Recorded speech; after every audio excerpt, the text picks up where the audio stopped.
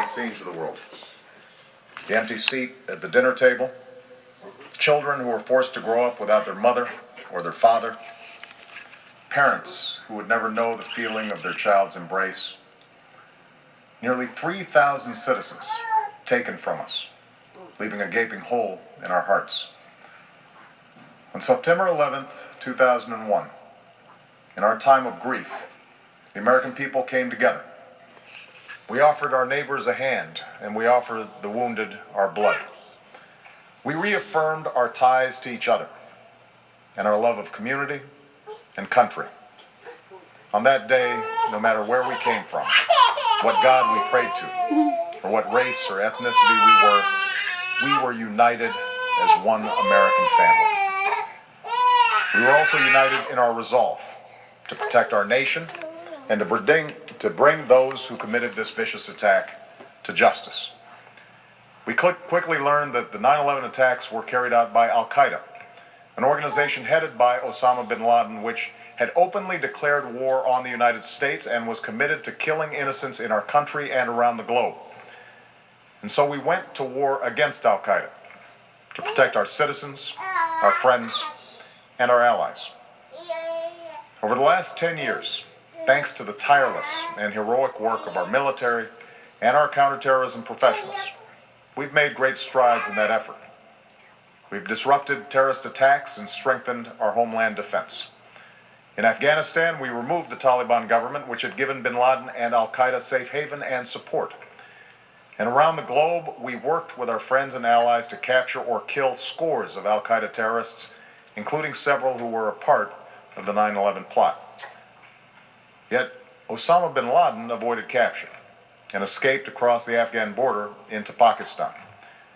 Meanwhile, Al-Qaeda continued to operate from along that border and operate through its affiliates across the world.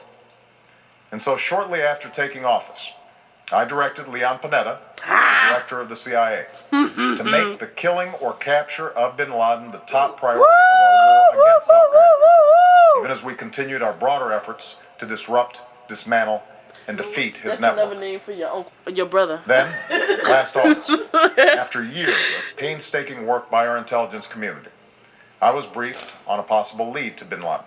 It was far from certain, and it took many months to run this thread to ground.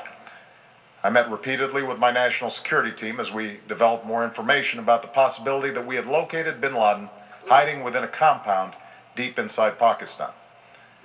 And finally, last week, I determined that we had enough intelligence to take action and authorized an operation to get Osama bin Laden and bring him to justice.